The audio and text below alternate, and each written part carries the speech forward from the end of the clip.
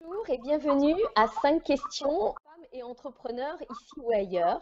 Donc aujourd'hui, j'ai le plaisir d'accueillir Claire et Émilie qui sont les créatrices et les fondatrices de French Wink à New York. Donc qu'est-ce que French Wink? C'est une plateforme qui est destinée à une audience américaine pour promouvoir la création française, notamment dans le domaine de l'art, de l'artisanat, des objets connectés et de la mode.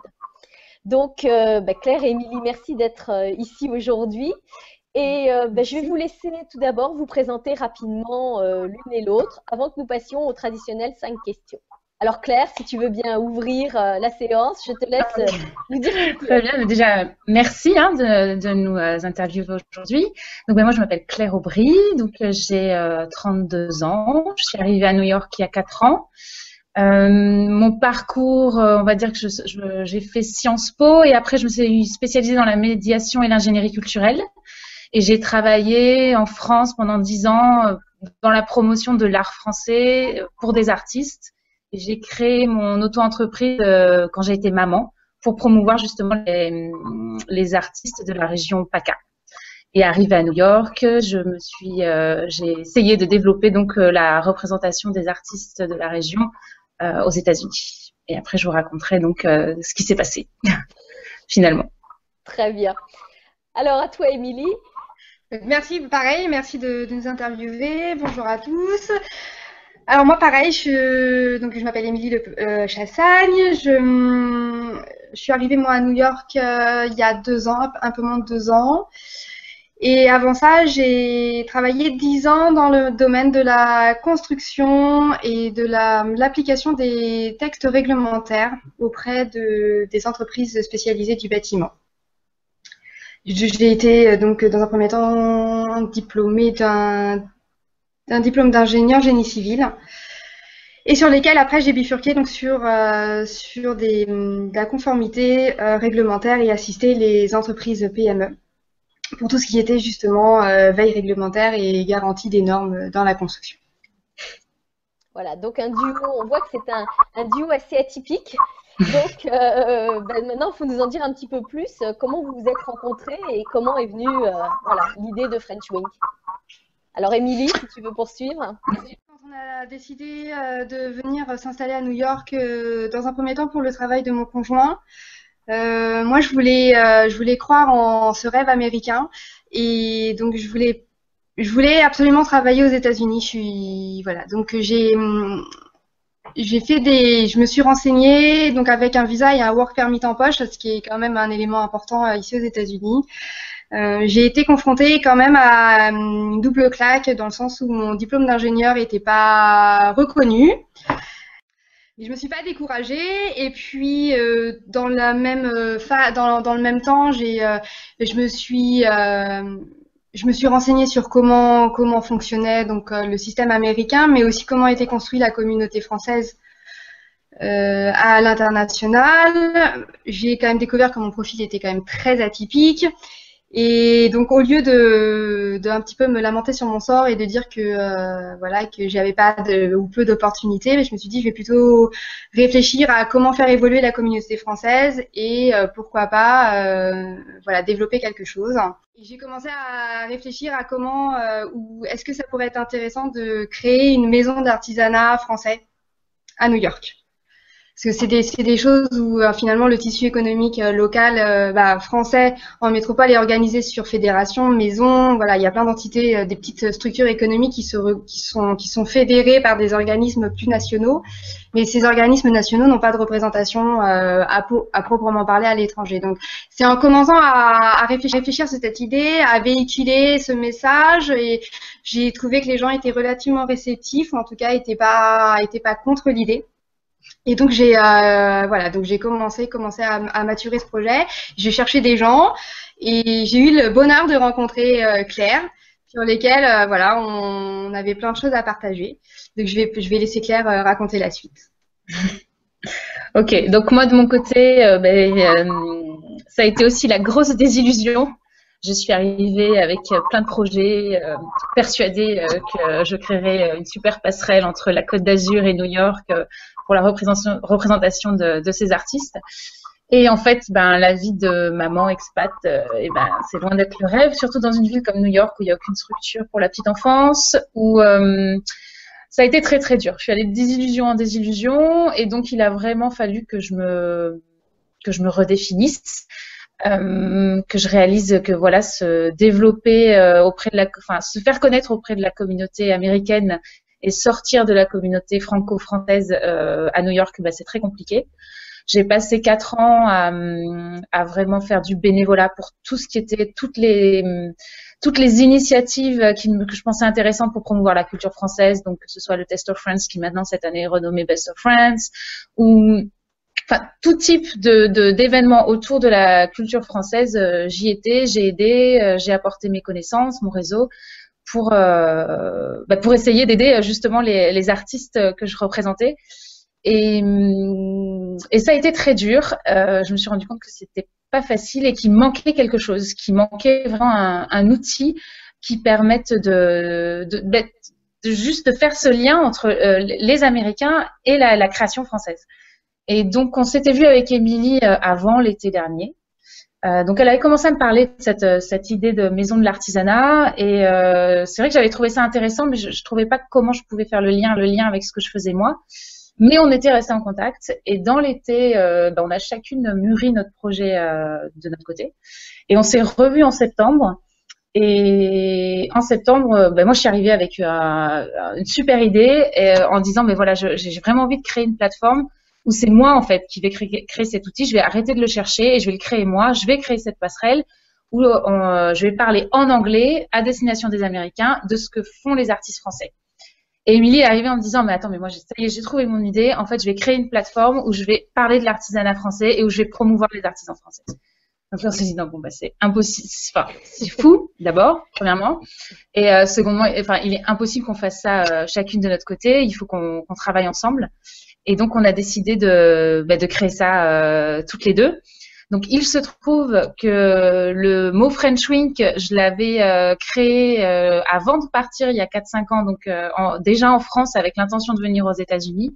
Je cherchais un nom qui sonne bien et avec vraiment cette volonté de m'asseoir en tant que Française et de le revendiquer et que ce soit pas un frein pour m'épanouir à l'international.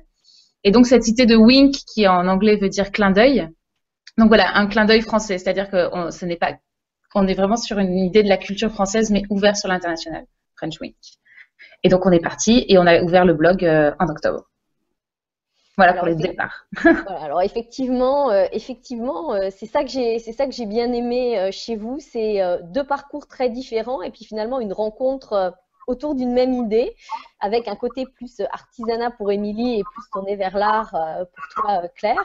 Et je trouve que c'est une très belle alchimie. Et je trouve que c'est un bon exemple de parcours à donner aux femmes qui vont regarder cette interview. Donc aujourd'hui, le blog a démarré. Est-ce que vous pourriez définir quels ont été les challenges auxquels vous avez été confrontés en tant que femme, en tant qu'entrepreneur et en tant que Française vivant à l'étranger? Alors, on a un peu abordé les sujets déjà dans la présentation, mais plus spécifiquement. Donc, Claire, est-ce que tu veux poursuivre? Oui, en rentrant un petit peu plus dans les détails, mais je pense qu'il sera intéressant quand même de dire qu'aujourd'hui, on a vraiment évolué et j'espère qu'on aura l'occasion de le dire avec 8 mois de recul. On n'est plus sur simplement du blogging, donc ça, ce sera vraiment intéressant d'en parler. Maintenant, pour ce qui est de la question, oui, c'est compliqué d'être expat, d'être maman, surtout quand on a un conjoint souvent, hein, c'est le cas, le conjoint quand il travaille, il travaille beaucoup, c'est pas comme en France, quoi, c'est des heures et des heures, donc moi je m'étais absolument pas préparée à la vie que j'aurais et à la solitude qu'on ressent quand on arrive parce qu'on est seul, on connaît personne, il n'y a pas la famille. Et on est seul avec ses enfants et quand on est habitué à travailler et à n'avoir ses enfants finalement que pour les bons moments où moi je sais qu'ils étaient en structure, en crèche, je suis arrivée avec mes jumeaux, ils avaient 2 ans et demi, je me suis retrouvée du jour au lendemain maman à temps plein et sans vraiment le désirer. Je pensais on savait que ce serait sur une période déterminée. Mais je pensais pas que ce serait aussi long et aussi compliqué de trouver des structures pour accueillir mes enfants. Il n'y a pas de structure de petite enfance aux États-Unis. C'est ou la nanny, ou alors il faut attendre l'école qui a 4-5 ans. Donc jusqu'à 4-5 ans, faut jongler et trouver des solutions. Voilà les difficultés. Après, je pense qu'Émilie, ça sera plus intéressant. Parce que moi, j'ai vraiment essayé de me faire toute seule dès le départ, alors qu'Émilie, elle a vraiment essayé de trouver un travail, trouver un emploi, parce qu'elle avait un work permit que je n'avais pas. Et donc, je pense qu'il est intéressant qu'elle raconte son expérience en voulant travailler et les réponses qu'elle a eues quand elle s'est présentée. À toi, Émilie. Alors, je vais rebondir sur ce qu'a dit Claire. Effectivement, le premier challenge en tant que femme et femme de conjoint expat, parce que quand on suit le conjoint qui, lui, a eu une proposition ou est sûr d'avoir du travail, c'est extrêmement compliqué pour le conjoint qui doit suivre et qui doit lui se redéfinir complètement, parce que c'est deux mondes totalement différents entre le monde du travail professionnel français et le monde professionnel américain.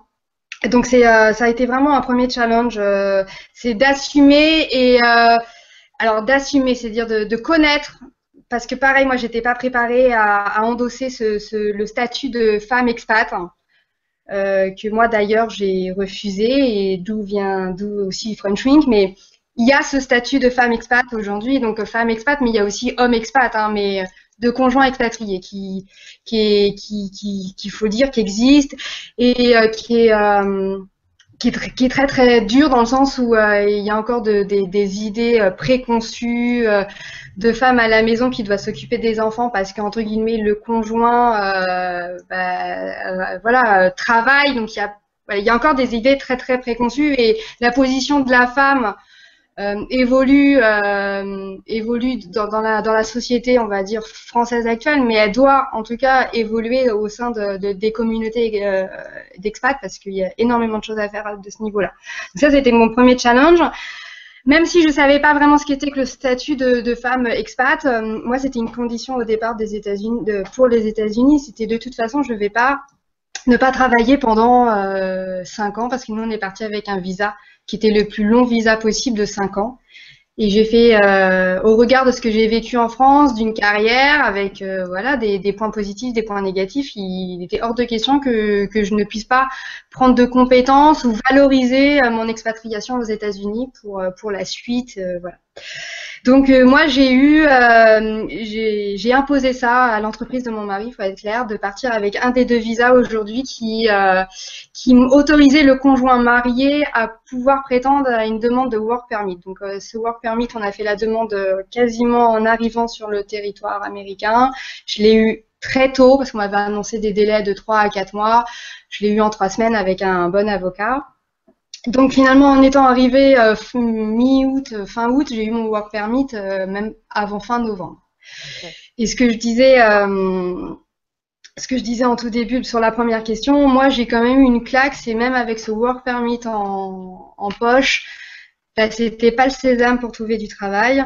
Et je me suis rendu compte très vite que mon diplôme d'ingénieur, il n'était pas reconnu, ou en tout cas, il fallait que je fasse des démarches auprès de l'État de New York pour être licenciée de l'État de New York, ce que j'ai pas du tout eu envie de faire, parce que j'ai été baignée 10 ans dans la technique, et repartir sur un processus très technique, très spécialisé aux États-Unis, clairement, j'en avais pas envie, parce que j'avais envie de vivre autre chose et j'avais envie de vivre mon rêve américain. Et c'était sortir de la technique. Donc c'était le deuxième challenge, c'était se redéfinir un peu professionnellement, tout en acceptant que voilà, il fallait certainement repartir plus bas pour peut-être un jour être plus haut, mais il fallait accepter de redescendre, et c'est pas facile, c'est vraiment pas facile. Donc c'était vraiment un deuxième challenge. Pareil que Claire, vivant à l'étranger, il fallait aussi pareil, maman de 2 enfants, je suis arrivée avec un bébé de 4 mois, un premier de 4 ans. Donc le bébé, lui, il savait pas trop, il n'était pas conscient du déplacement et voilà. Mais mon premier de 4 ans, qui parlait très bien français, qui est un très grand communicant. Il a tout de suite compris qu'on le comprenait pas, qu'il ne comprenait pas. Donc ça a été un grand moment de stress où il a fallu le stabiliser, il a fallu le rassurer. Donc il y a eu toute cette phase aussi où clairement j'étais pas prête à endosser une fonction professionnelle intense. Où voilà, il fallait jongler entre une envie de vie d'épanouissement professionnel avec une stabilisation de la famille, une adaptation à une stabilisation de la famille. Donc ça a été quand même un deuxième challenge. Et puis voilà, d'un point de vue vie à l'étranger, il faut comprendre que ce que disait Claire, c'est qu'une fois qu'on est sur le territoire américain, il n'y a plus personne. On est tout seul, on est le couple, éventuellement les enfants, mais il n'y a personne, il n'y a pas papa, maman pour appeler, pour aider, pour dépanner, pour garder ne serait-ce qu'une heure pour faire des démarches administratives. Voilà, on est livré à nous-mêmes. Et moi je sais ça m'a vraiment quand même beaucoup aidé, c'est de rencontrer des gens qui m'ont dit il y a des structures quand même qui existent. Parce que je suis arrivée avec la non-connaissance de structures d'accueil francophones. Et donc voilà, donc c'est quand même s'insérer dans des structures qui existent pour tout de suite se raccrocher à un environnement un peu connu, même si on est vraiment à l'étranger. Donc voilà, donc ça c'était les trois challenges, c'était voilà se mettre dans cette position de femme expat, voilà, de l'accepter ou de la refuser, de faire que la situation familiale s'équilibre, parce qu'on est totalement déséquilibré. Quand on est dans un couple, on va dire moderne, de jeune génération, où les deux travaillent, il y en a un des deux qui fait le choix, qui s'arrête. C'est pas facile pour les deux parce que celui qui travaille, il doit tout assumer, il a une pression financière qui est reportée à 100% sur lui, qui est pas forcément facile à vivre. Et l'autre qui travaille pas, il y a un côté frustration de pas participer à ce développement économique de la famille, mais d'un autre côté, le travail qui est fait est hyper important parce qu'il faut que tout ça soit d'une bonne balance, d'un bon équilibre, et c'est franchement pas facile au vu des structures de la petite enfance qui n'existent pas ou qui coûtent franchement très cher. Alors, merci beaucoup, Émilie, parce que je trouve qu'on aborde plein de points importants. J'aime bien le contraste entre ce que tu appelais ton rêve américain et puis la réalité à laquelle tu as été confrontée. C'est quelque chose auquel souvent les femmes expatriées ne sont pas préparées.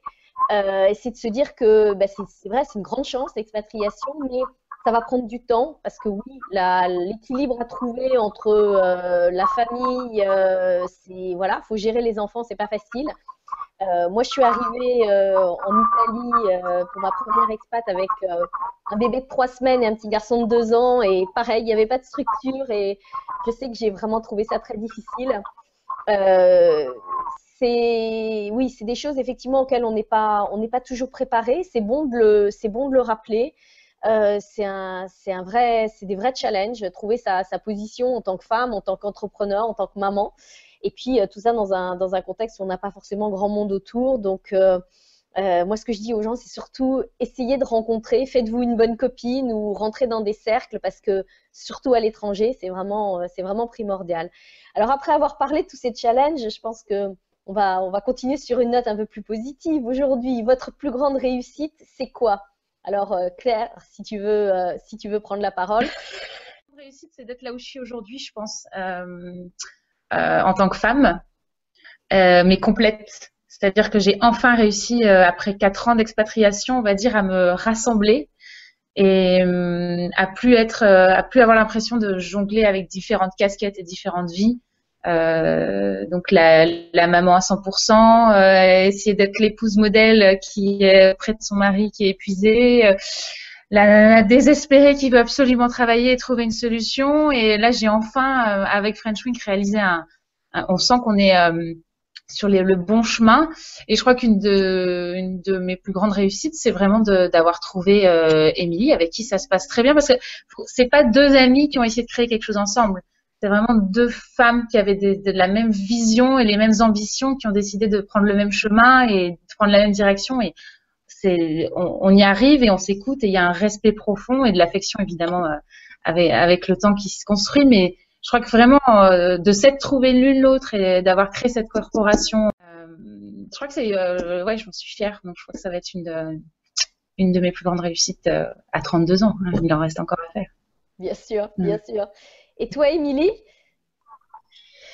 Mais quasiment pareil. Moi, je dirais que ma plus grande réussite, c'est sur ce délai qui est relativement court de 18 mois entre le moment où je suis arrivée aux États-Unis, qui est fin août 2013, c'est d'avoir sécurisé mes enfants, protégé, consolidé le couple qui a énormément évolué et mûri. En fait, on n'est plus du tout le même couple qu'avant de partir.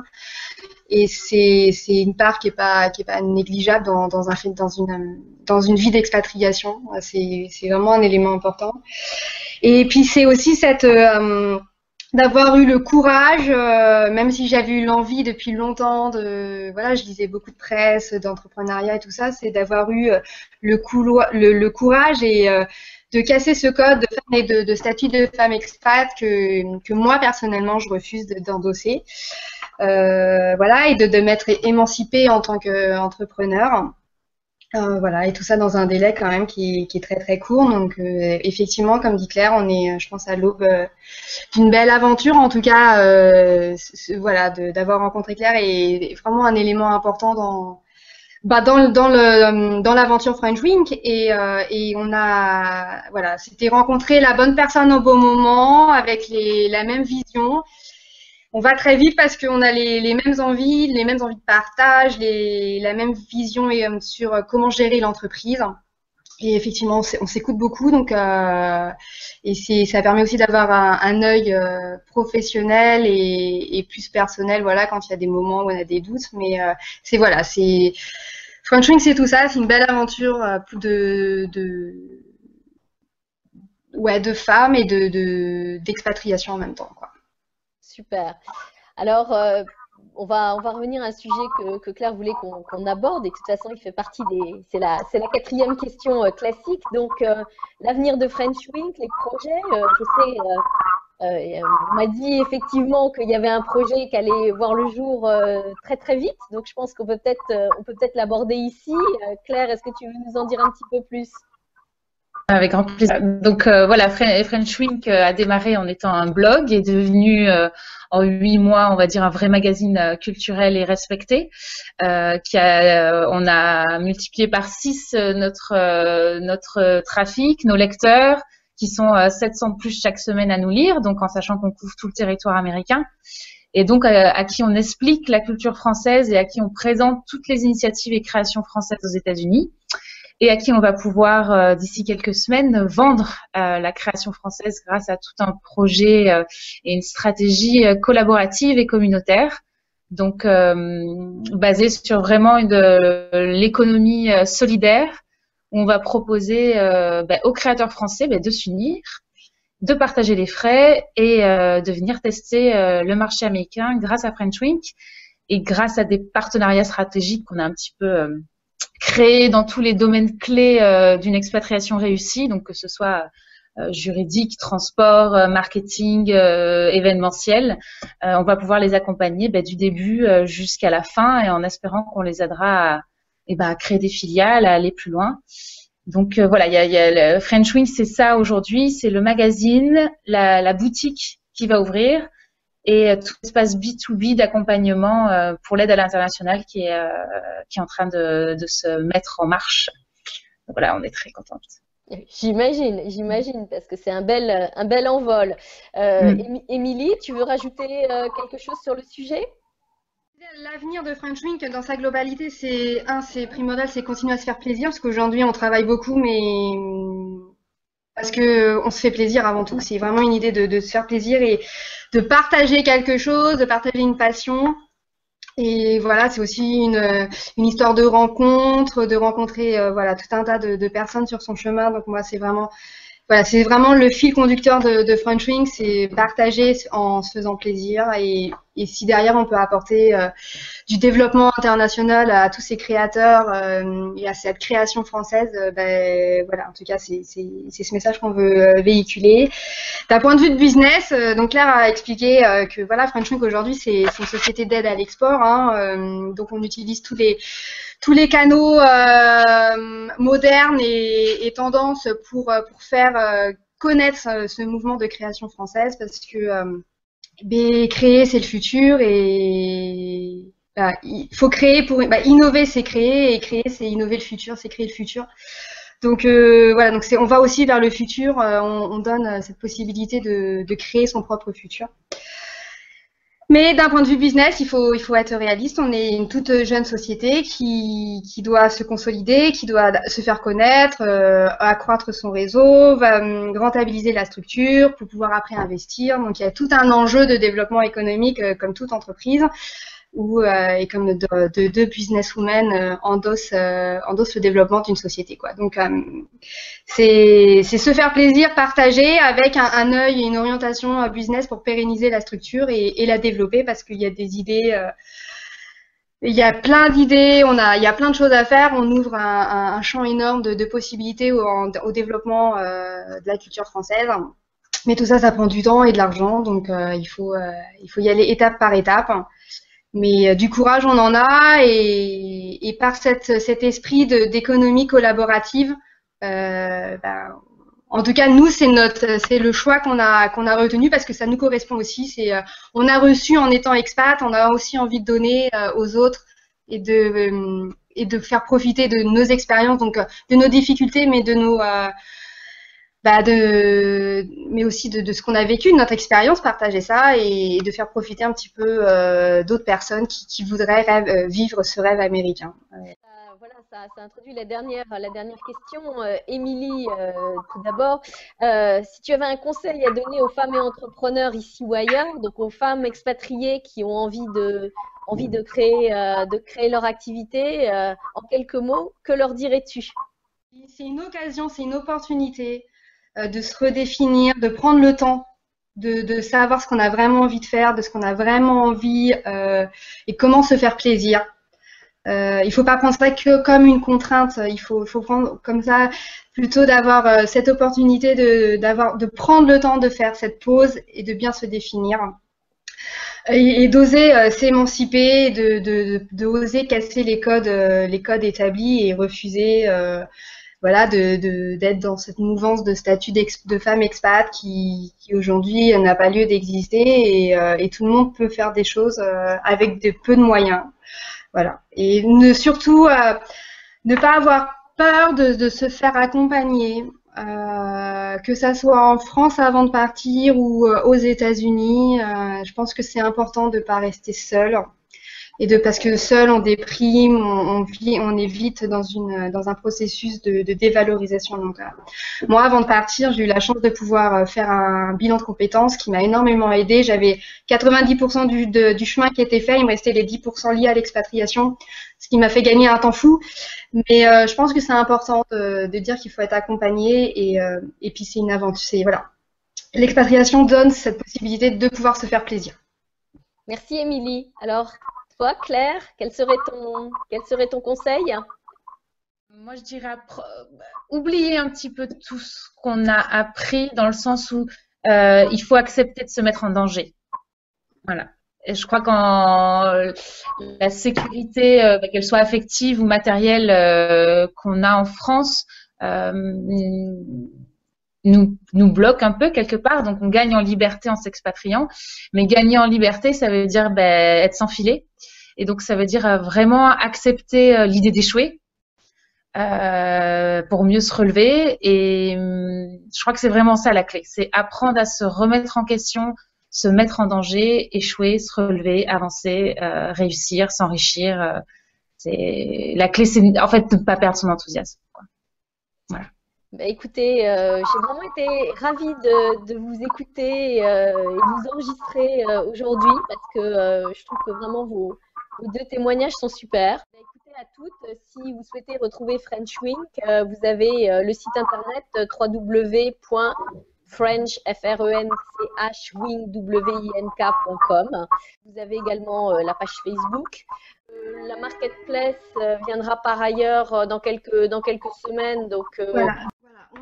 On lance la marketplace le 1er juin et on invite tout le monde à venir découvrir la dizaine de marques qui nous font déjà confiance pour le lancement. Et on les remercie pour. Et donc, avis à tous les créateurs, avis à tous les artisans, aussi, voilà. Avis à tous les Français qui voudraient tester le marché américain. On est là pour vous. Voilà. Écoutez, en tout cas, Claire et Émilie, merci beaucoup. Et puis, je vous souhaite une très bonne journée new-yorkaise et je vous dis à bientôt. Merci beaucoup. À bientôt. Merci Dominique. Au revoir. Au revoir.